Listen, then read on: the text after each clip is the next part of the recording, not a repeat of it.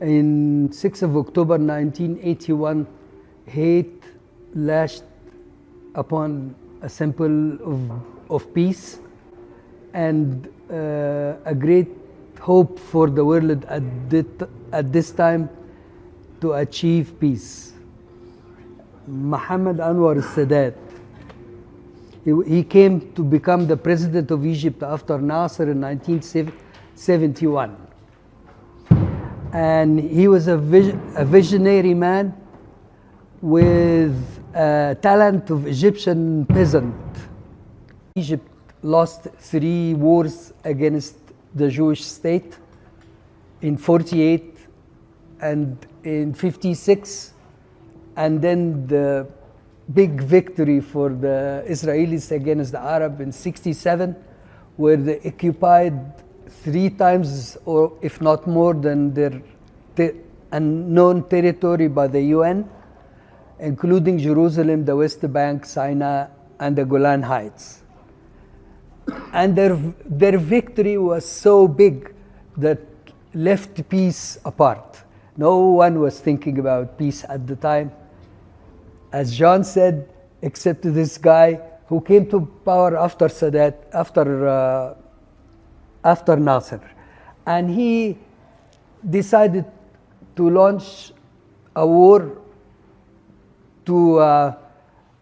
enough war, not a big war, enough war to persuade the Israelis to sit down in a table and start negotiating. So he decided to put the Egyptian army to cross the canal in the 6th of October 1973. And he did this in spite of the obstacles that was there, because the Israelis built a wall on the other side called the Barlef Wall, very, very strong wall, and they made sure the Egyptians, if they think about that, if they think that to come over the other side of the canal, they will completely, again, will be defeated.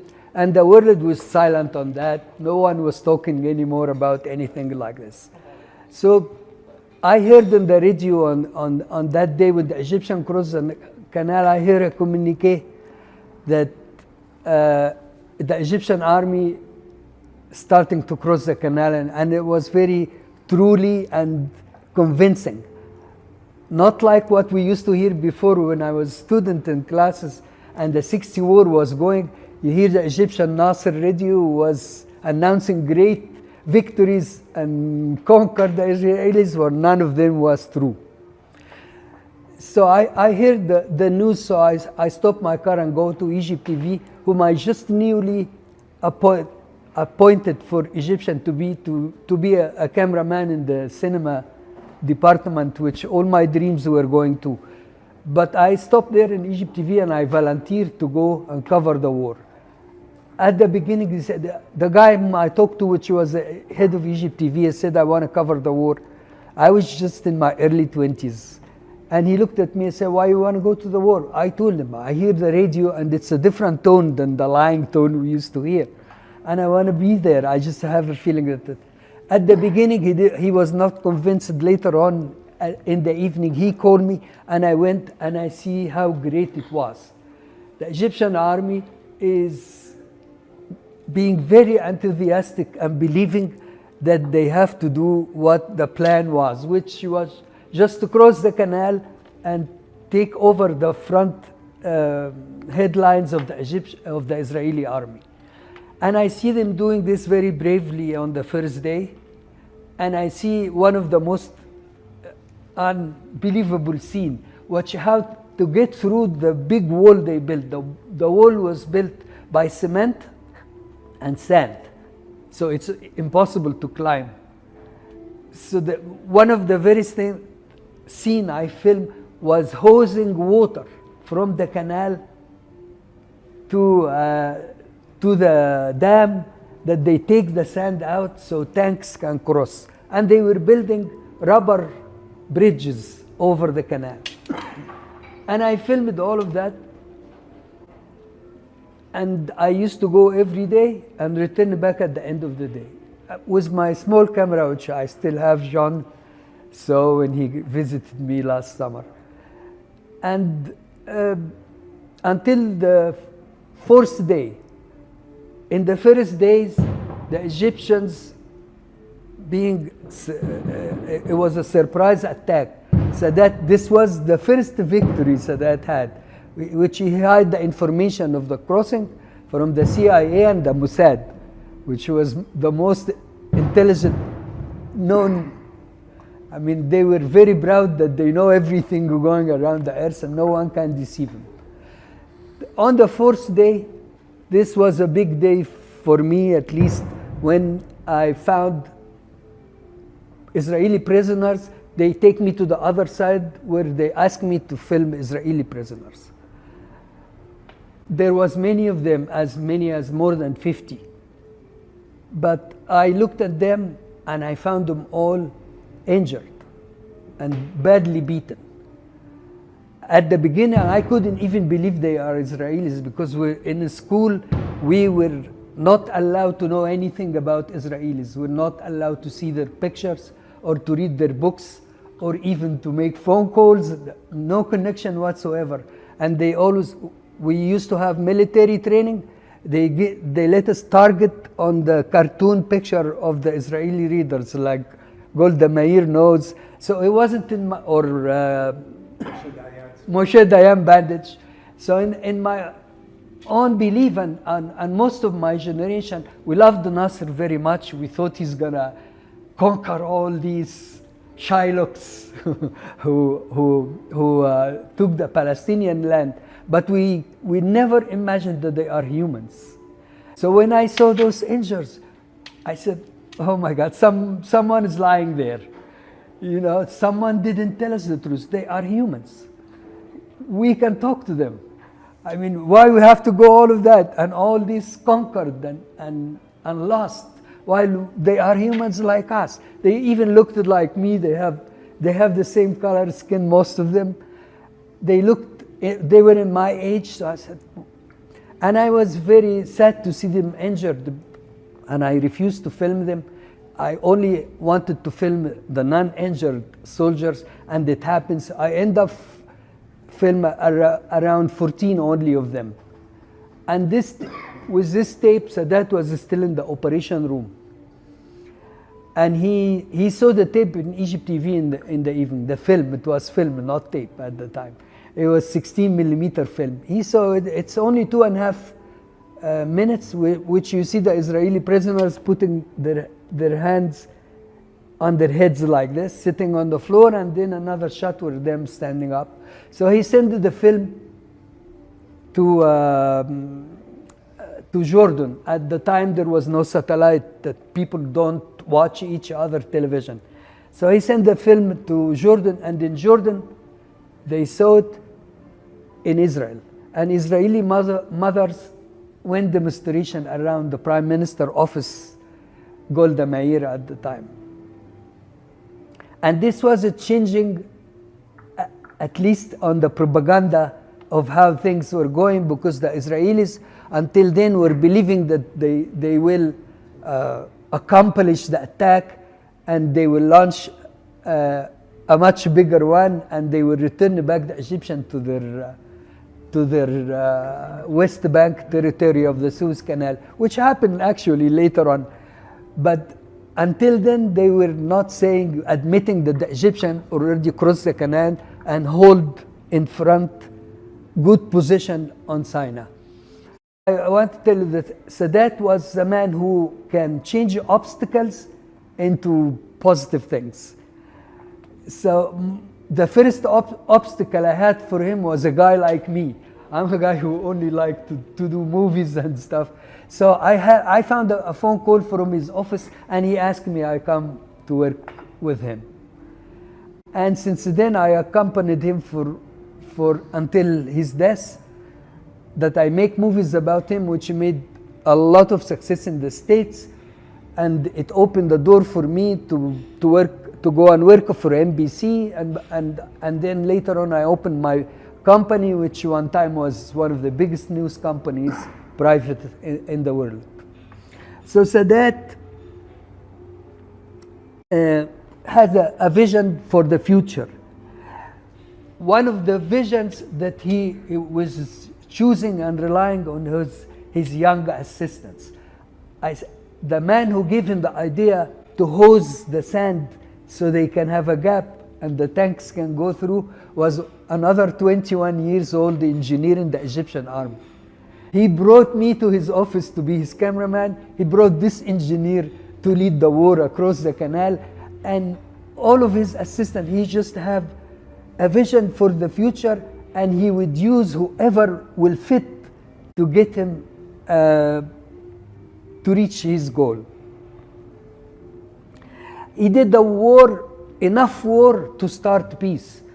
On the first proposal, when Kissinger offered the proposal to a ceasefire, it was accepted from Nasser. 3 days later on, it was accepted from the other side too. And I was, when the first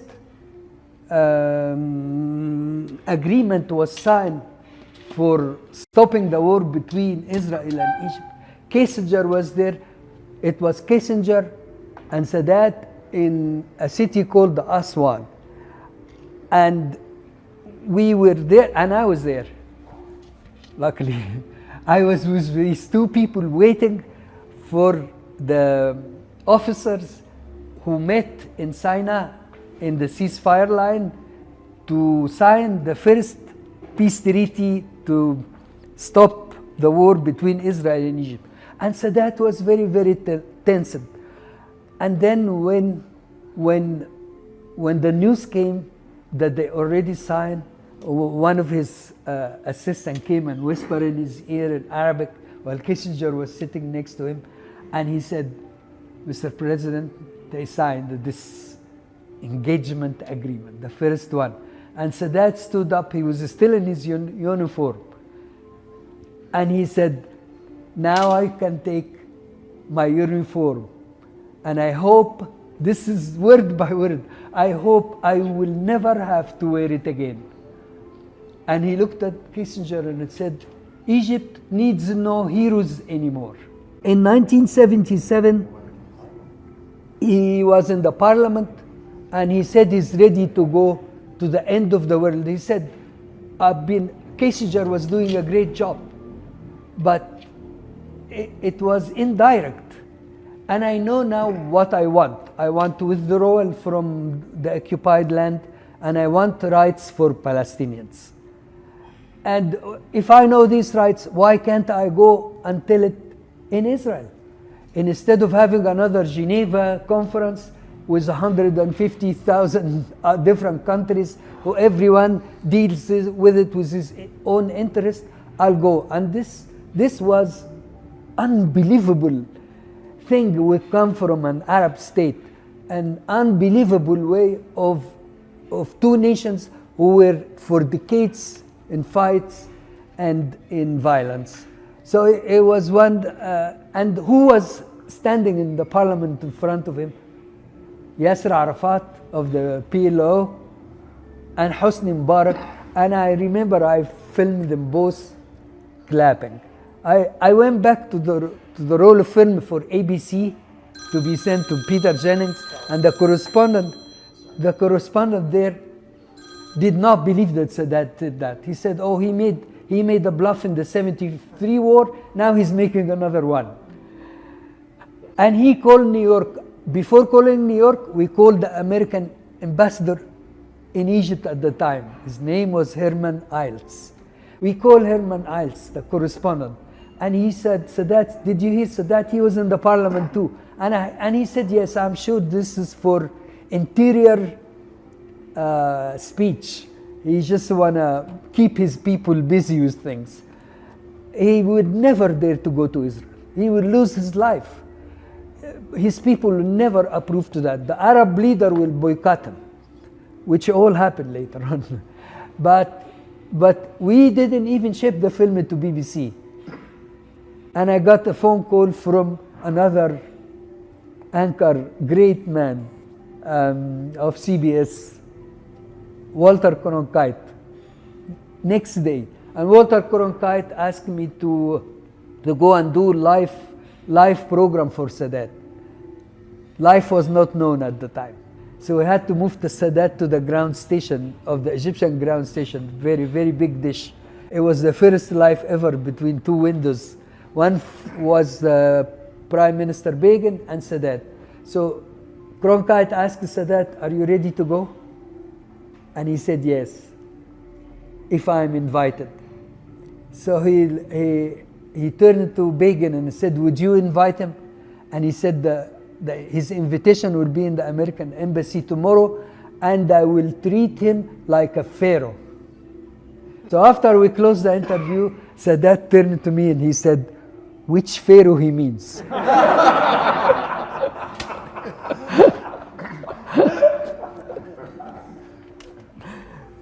Having said that, Sadat was such a wonderful character that he would give gesture. You would love him if you meet him in the first 5 minutes.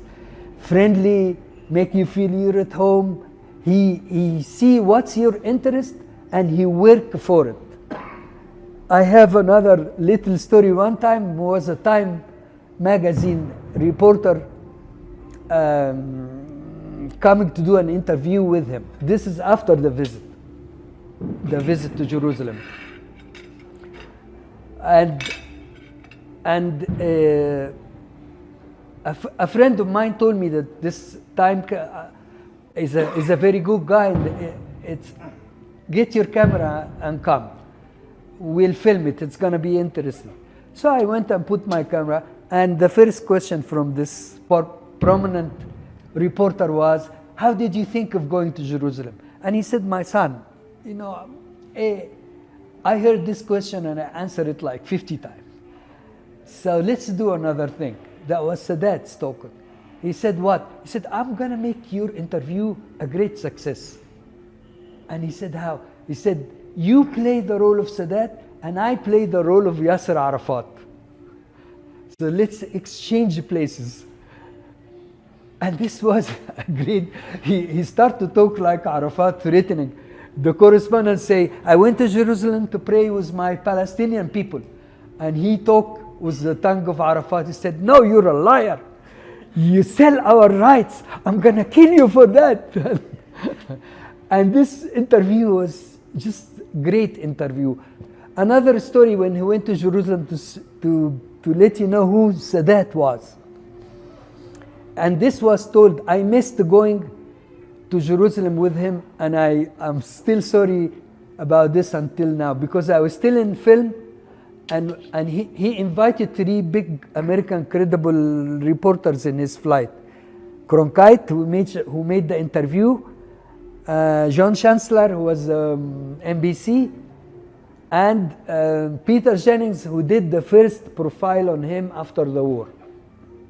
And everyone came with a crew. And Barbara Walters. No, Peter Jennings didn't go. Barbara Walters. Both were ABC. So he invited Barbara Walters. So Barbara, when she came, she found the 2 other crew for the competition with video camera. And I was with cinema camera. So in the last minute, she decided to drop me and take an electronic crew, because there was no electronic crew except in Jerusalem. So that aeroplane landed in the middle in Egyptian military to pick up the crew who were coming for ABC. This is another story. But the story I want to tell you, it was told by my good friend Anis Mansour, a journalist who was closest to Sadat. And he went with him to Jerusalem. After arriving and he shook hands with all the leaders, they took him on a motorcade to King David Hotel in Tel Aviv. And in King David Hotel, the guy was in his reception, talked to him in Arabic, the owner of the hotel. Said, Ahlan wa sahlan, I welcome you, President Sadat here. And I like to remind you that you confiscated my hotel, because I'm a Jewish Egyptian. You confiscated my hotel it's called Cecil in Alexandria, and I still want it back. But he went inside, and the other journalist friend, he said, he called me at midnight after everybody went to bed. And he said, Anis, please come, I want to talk to you. So he came. And he said, Mr. President, it's midnight. He said, it's just 2 minutes. I'll leave the door open so security will not stop you. So he opened the door, and Anis went. They sat on the edge of the sofa. And he said, Anis, I want to ask you one question. What were the Israeli people doing when the motorcade was passing in the street? And he said, they were looking at you, Mr. President. They couldn't believe that you are there. And they were looking at you. And he turned back and he said, you know what? I was also looking at them. And now I can guarantee you, Anis, you can write a headline. Peace is coming. It's achieved. You know, once you have a chance to look at the people's eye, no matter what their political leaders will decide, but eye to eye will win and bring peace.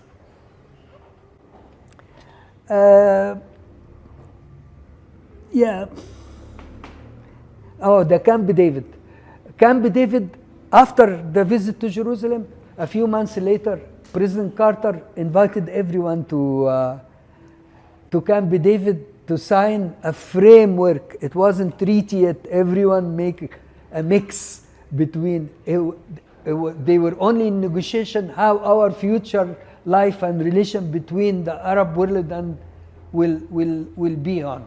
So Sadat said what he said at the beginning: withdrawal from occupied land, and the rights for the Palestinians, self-determination for the Palestinians, the right word.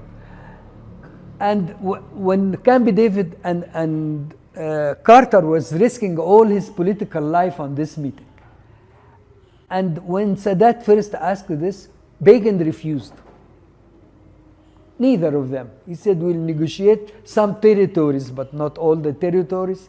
And we also were not going to tear down settlements. The same thing they're doing now until today. And he showed harder line. So Sadat asked all his people, all the group, there was no filming inside, but we were outside. He said, put our luggage outside, we're leaving. It didn't work out. My visit to Jerusalem was a waste. I'm going to announce this to the whole world. So Carter was very, very disturbed, and his assistants were very disturbed and worried that the talks will fall.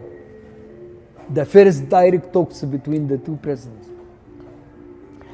And he was ready to do anything he would in order to save the situation. And he went to Sadat and asked him, what can I do? You know, you're stubborn. Begin is more stubborn than you are. And what can I do? And Sadat was thinking a little bit, and he said, you know, I talk with Begin, and I like his fatherhood and his grandfatherhood. He said, we're in the middle of the talks, and he mentioned his granddaughters. So he asked Carter, can you bring me the picture of the granddaughters of Begin, the Prime Minister of Israel?